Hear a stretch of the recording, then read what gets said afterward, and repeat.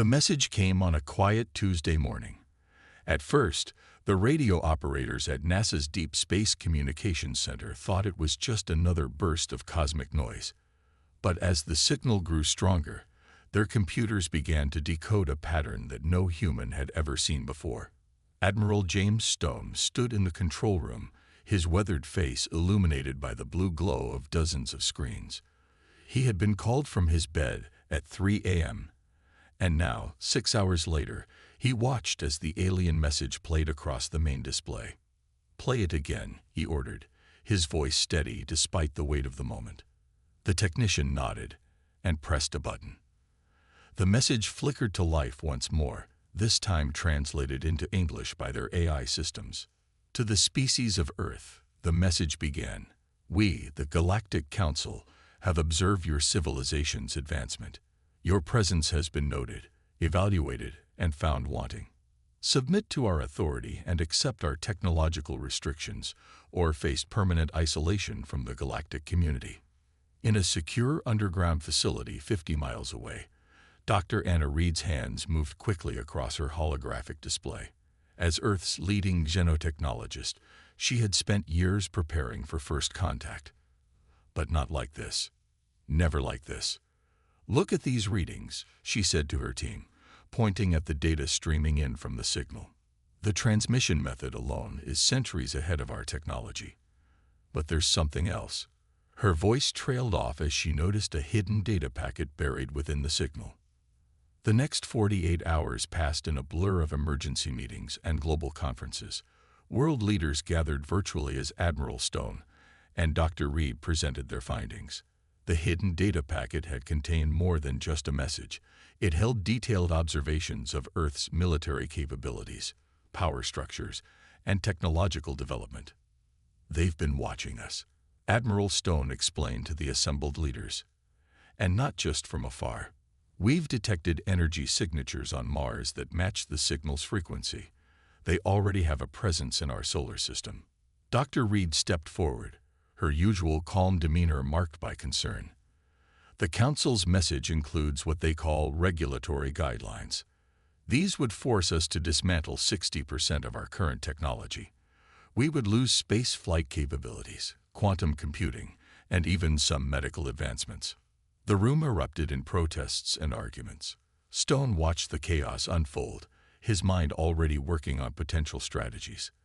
A junior officer rushed in with a tablet, showing him new satellite data. The Admiral's face darkened. "We have movement," he announced, silencing the room. "Multiple objects are decelerating at the edge of our solar system. Large objects." Dr. Reed's team worked through the night, analyzing the Council's technology from their message. What they found disturbed them deeply. Hidden in the transmission protocols were traces of other civilizations, evidence of species that had faced the same choice Earth now faced. "Admiral," Dr. Reed called Stone aside the next morning, "I found something in the signal. Fragments of communications from other species. Those who submitted to the Council. Their development just stopped. Their cultures stagnated. But those who refused." She paused, her face grim. "There are no records of what happened to them." As the sun rose on the third day since the message arrived, humanity faced its greatest choice: submit and accept technological regression, or defy the Council and face unknown consequences. Admiral Stone stood at the window of his office, watching the early morning light paint the sky in shades of orange and pink. On his desk, reports detailed the movement of alien ships throughout the solar system. They were being surrounded, slowly but surely. His secure phone buzzed. The World Security Council had reached a decision. As he read their message, a slight smile crossed his face. The aliens thought they knew humanity, thought they could predict their response. They were about to learn how wrong they were. Officer Tom Walker had done many dangerous missions in his career, but walking through an alien facility on Mars topped them all.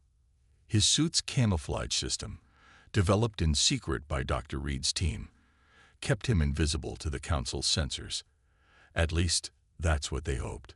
The Martian base sprawled beneath the red planet's surface, far larger than anyone on Earth had suspected.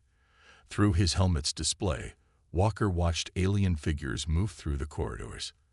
They were tall, their bodies covered in what looked like living metal armor. "I'm in position," he whispered into his comm. "You won't believe the size of this place." Back on Earth, Admiral Stone watched Walker's helmet feed with growing concern. "Remember, we need proof of their plans." Dr. Reed's analysis suggests they're preparing something big. Walker moved carefully through the facility, his training keeping his movements silent despite the heavy gravity suit. The aliens had built their base inside an ancient crater, hiding it from Earth's telescopes. But they hadn't counted on humanity's newest stealth satellites. In a dimly lit room filled with holographic displays, Walker found what they were looking for. His suit's computer began copying data as fast as it could. The information confirmed their worst fears, detailed plans for Earth's regulation. "Sir," Walker's voice was tense. "They've already marked targets. Military bases, research facilities, power plants. They're planning to cripple us if we don't submit." Dr. Reed, monitoring from her lab, broke into the channel. "Tom, check if there's any data about their enforcement fleet. We need to know what we're up against." Walker moved to another console, his gloved hands moving quickly across the alien interface. Dr. Reed had cracked their basic computer systems days ago, another fact the Council didn't know about. Suddenly, alarms blared through the facility.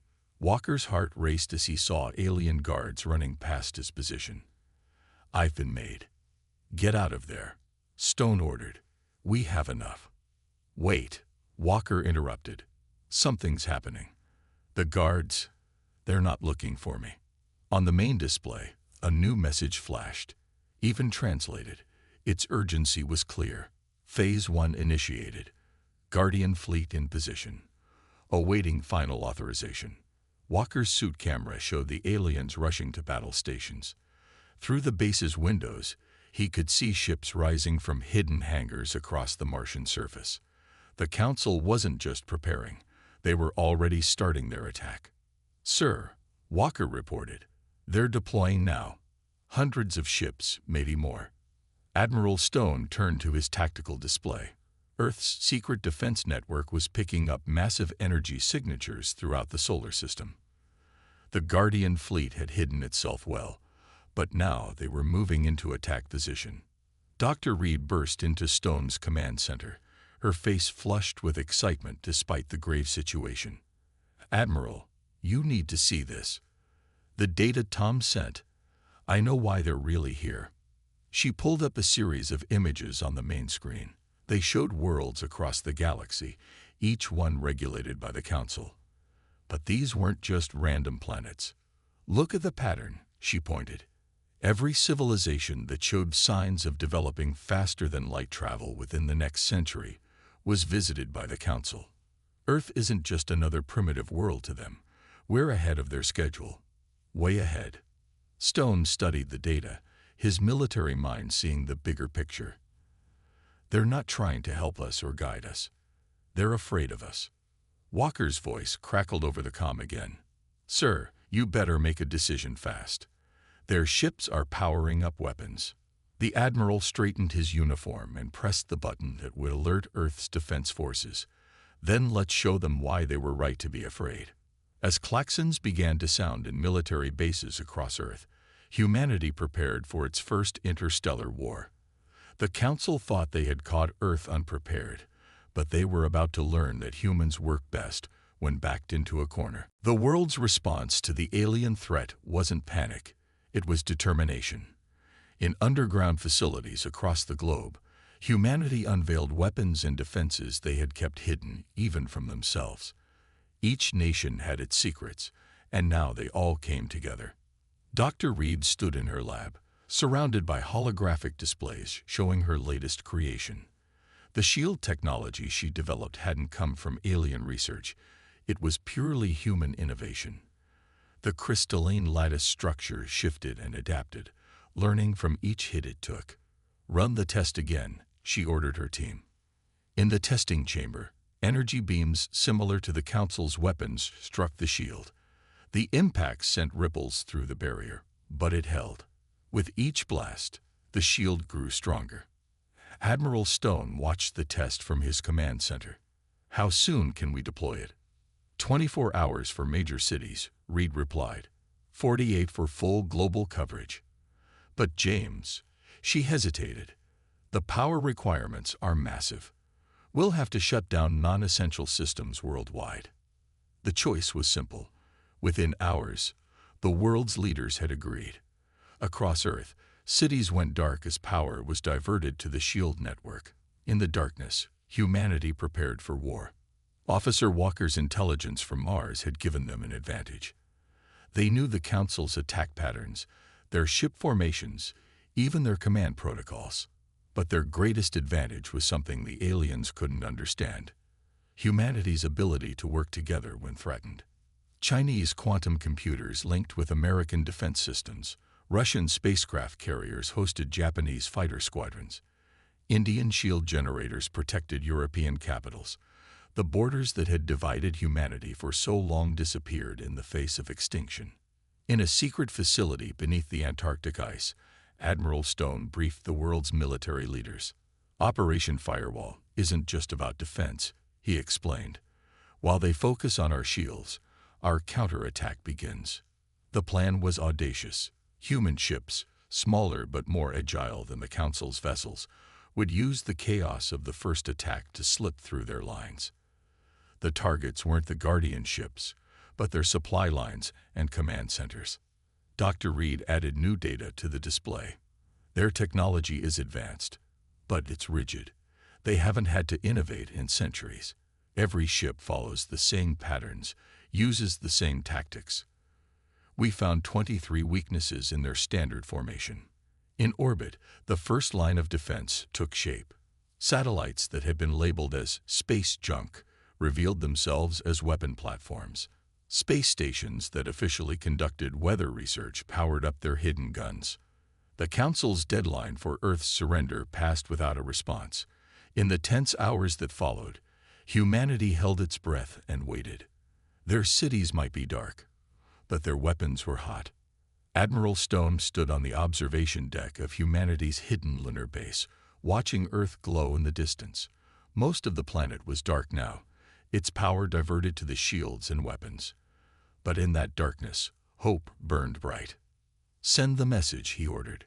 Across every frequency the Council used, in every language they knew, humanity's response went out. "To the Galactic Council, we reject your terms. Earth belongs to humanity. Your authority is not recognized here. Any hostile action will be met with maximum response." In her lab, Dr. Reed watched the power readings climb as the global SHIELD network reached full capacity. Her team had done the impossible: united Earth's power grid into a single defensive system. "SHIELD network at 100%, she reported. "We're ready." As if in response, the first Council ships appeared from behind Mars. The Guardian fleet emerged from their hidden positions, their weapons charging. They expected to find a primitive world, cowering in fear. Instead, they found humanity, standing united and ready for battle. The real war was about to begin. The Guardian fleet struck at dawn. Their massive ships filled Earth's skies, their weapons glowing with deadly energy. The Council's message was simple: submit or die. Humanity's answer came in the form of Dr. Reed's shields, lighting up the atmosphere in a spectacular display of blue energy. "First wave incoming," Officer Walker reported from his position on the Lunar Defense Station. The Council ships fired, their energy weapons powerful enough to crack a planet's crust. But when the blasts hit Earth's shield, something unexpected happened. The shield didn't just block the attacks, it absorbed them. Dr. Reed watched from her command center as her creation did exactly what she'd hoped. "The shields are holding," she shouted, power levels rising with each hit. "They're making us stronger." Admiral Stone's voice came through the comm system. "Launch Operation Firewall. All units, execute your orders." From hidden bases across Earth, hundreds of small human ships took off. They weren't large like the Guardian vessels, but they were fast and agile. While the Council focused their fire on Earth's shields, Humanity's forces slipped past their lines. They're not reacting, Walker observed. Their formations are too rigid. They can't adapt fast enough. The Guardian commander noticed the human ships too late. By the time they tried to adjust their formation, Earth's forces had already gotten behind their lines. Small, quick ships darted between the massive alien vessels, targeting engines and weapon systems with surgical precision. Dr. Reed's voice crackled over the comm. Remember, aim for their power cores. Our scans show they're vulnerable where the hull plates meet. The space around Earth turned into chaos. The Guardian fleet had expected an easy victory over primitive humans. Instead, their rigid battle plans fell apart as human ships attacked from all directions, using tactics the Council had never seen before. Squadron 7, report. Admiral Stone called out.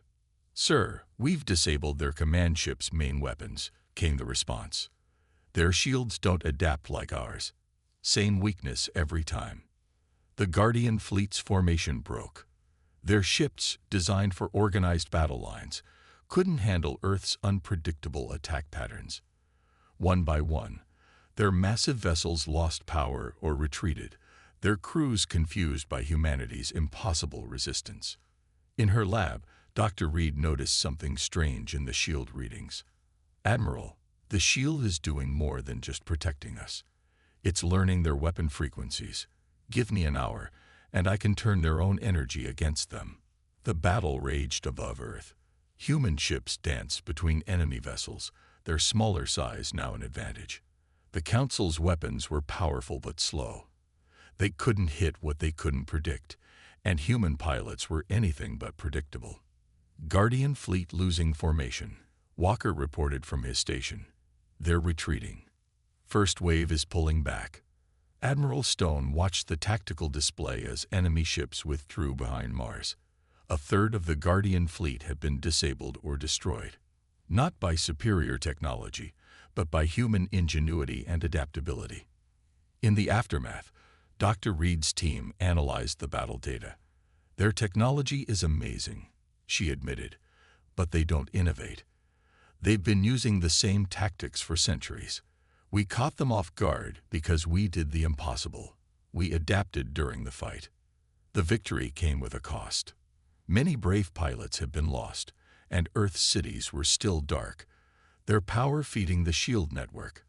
But humanity had done what the Council thought impossible. They had fought back and won. Admiral Stone knew this was just the beginning. They'll be back, he announced to his commanders. And next time, they'll be angry. But now, they know what they're dealing with. Humanity won't bow to threats.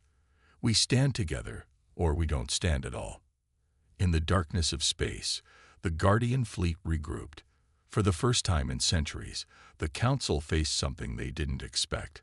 A species that refused to submit and had the strength to back it up. The real war was just beginning. News travels fast, even in space. The story of Earth's victory spread across the galaxy like wildfire. Officer Walker, monitoring alien communications from the Mars base humanity had captured, couldn't believe what he was hearing. Admiral, you need to see this, he called. Other species are talking about us. About what we did. They thought it was impossible to defeat the Guardian fleet. In the weeks following Earth's victory, something unexpected happened. The Council's iron grip on the galaxy began to crack. On distant worlds, other species watched recordings of the battle, seeing how Earth's smaller ships had outmaneuvered the mighty Guardians. Dr. Reed was the first to notice the pattern. Look at these transmissions, she said, pointing to her screen. 3 different species have already started building ships like ours. They're copying our tactics. Admiral Stone studied the reports with growing interest. Can we contact them? Find allies. Walker had an idea. Using the captured Mars base's communication array, he began broadcasting a message to all suppressed worlds. Earth stands with you. Freedom is possible. The Council can be defeated. The response was overwhelming. Hidden resistance movements, which had existed for centuries on countless worlds, suddenly found new hope. They had seen proof that the Council wasn't invincible. "Sir," Walker reported, "I'm getting responses from 12 different systems. They want to coordinate with us, share information, learn how we fought back." In her lab, Dr. Reed worked to translate messages from potential allies. Each species had its own story of Council oppression. Some had been regulated for thousands of years, forced to abandon their own technological progress. The Council didn't just stop their progress, she explained to Admiral Stone. They made these species forget they were ever capable of more. But now they remember. The Guardian fleet, still recovering from their defeated Earth, found themselves facing a new problem. Across the galaxy, regulated worlds began refusing Council orders. Ships meant to enforce the Council's will found themselves ambushed by small, fast vessels using Earth-inspired tactics. "It's working better than we could have hoped," Walker said during an emergency meeting. "The Council can't be everywhere at once. Every time they crush one rebellion, 3 more start somewhere else." Admiral Stone saw an opportunity. "If we coordinate these attacks, the Council won't be able to focus all their forces on Earth. We need to reach out to these resistance movements, teach them what we know." Dr. Reed's team worked day and night to create a secure communication network.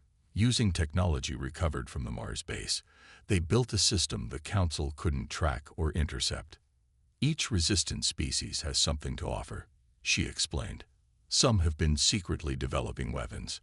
Others have spies in the Council's ranks. Together, we're stronger than they ever imagined." The Council had never faced a threat like this.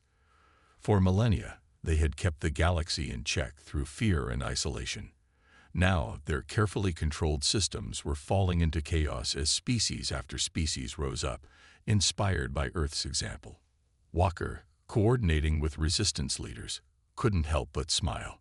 The Council thought humanity was dangerous because we advanced too quickly. They were right, but not in the way they expected. Admiral Stone gathered Earth's leaders to share the latest news. "The galaxy is changing," he announced. "Every day, more worlds join our cause." The Council tried to keep species divided, afraid of each other. Instead, they gave us all a common enemy. In their fortress worlds, the Council faced an uncomfortable truth.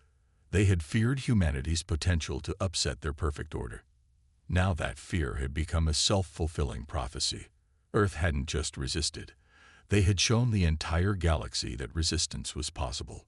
The revolution had begun, and it started with a single world that dared to say no. The Council's high chamber was in chaos. For the first time in thousands of years, the ancient rulers faced real defeat. Their response came in the form of a weapon they had hoped never to use, the system silencer. Officer Walker intercepted the plans through the resistance network. "Admiral, it's worse than anything we imagined. They're building a device that can shut down all technology in an entire star system. They plan to use Earth as an example." Dr. Reed studied the stolen plans with growing horror. The weapon worked by creating a wave that spread through space, turning every piece of technology into useless metal. "If they use this," she warned, "Earth will be sent back to the Stone Age, and they won't stop with us." Admiral Stone knew they had to act fast. "How long do we have?" 3 days, Walker reported. "They're bringing the weapon to the edge of our solar system. Once it's in position, they'll shut down everything. Our shields, our ships, even basic electronics."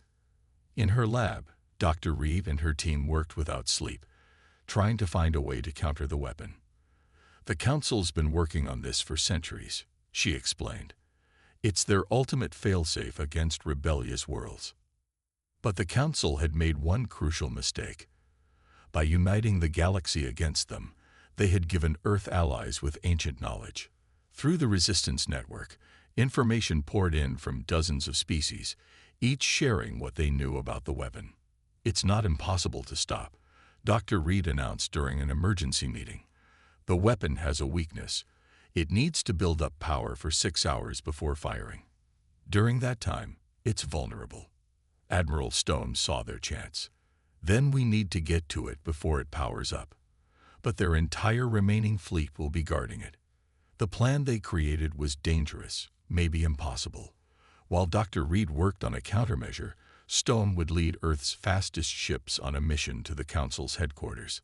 Their goal wasn't to attack, it was to expose the truth. The Council keeps their power through fear and lies, Walker explained. Most species don't even know the others exist.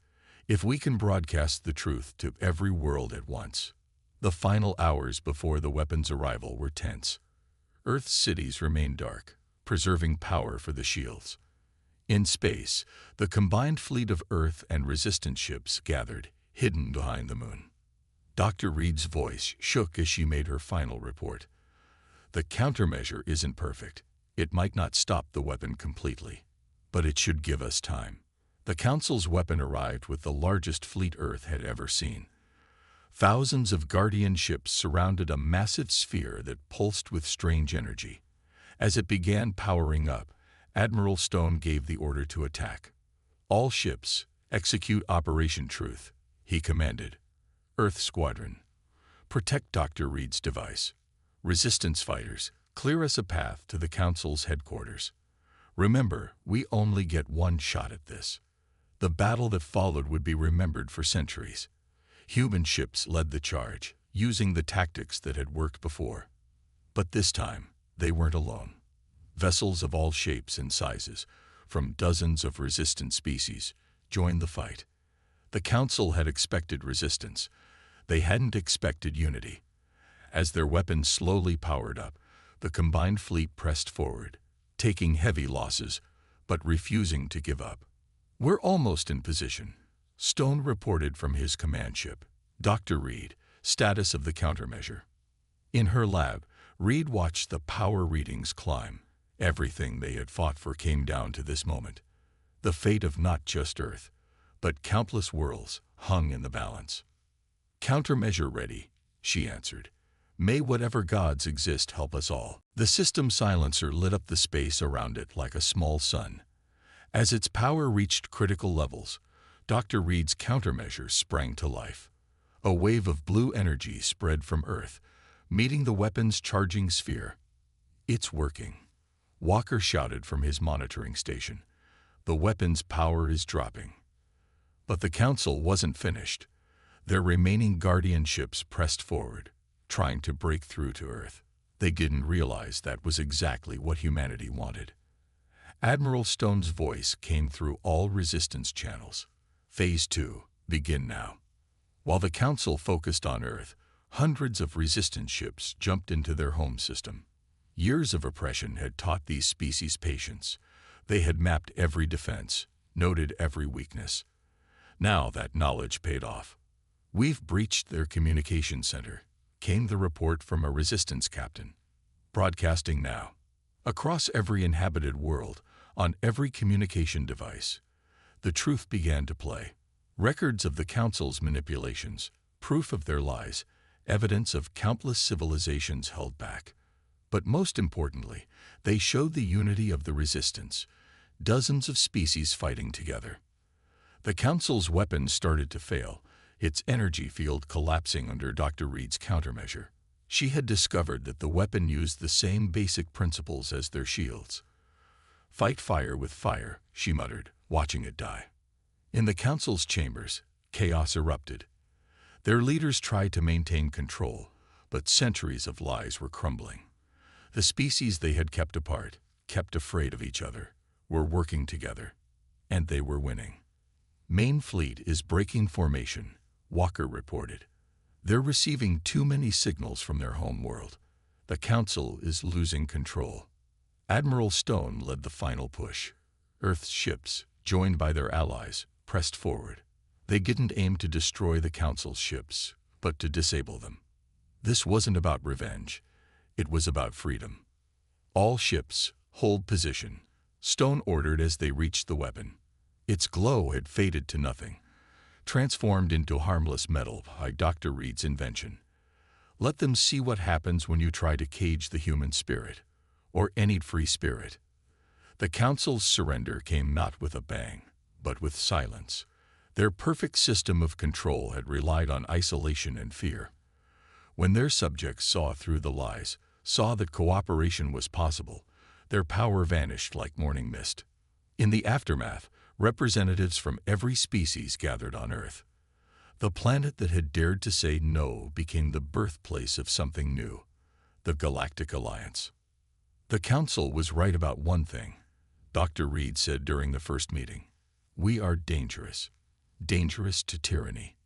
Dangerous to those who would suppress progress. And now, we're not dangerous alone." The Alliance was built on different principles than the Council's rule. Each species would develop at its own pace, but none would be held back. Knowledge would be shared, not suppressed. Differences would be celebrated, not feared. Officer Walker, standing at the Mars base where it had all begun, received reports from across the galaxy. Former Council worlds were waking up, remembering their own dreams of reaching the stars.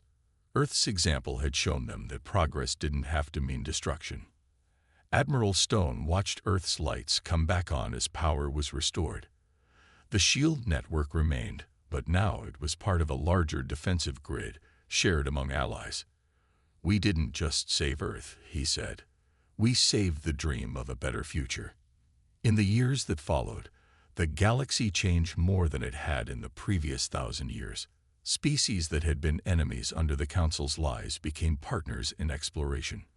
The stars themselves seemed brighter, as if celebrating the new age of freedom and cooperation. Humanity had faced its greatest test and emerged stronger, not just as a species, but as part of something greater, a community of free peoples, united not by fear, but by hope. The chaos they had unleashed had destroyed an empire of lies, replacing it with a future of unlimited possibility.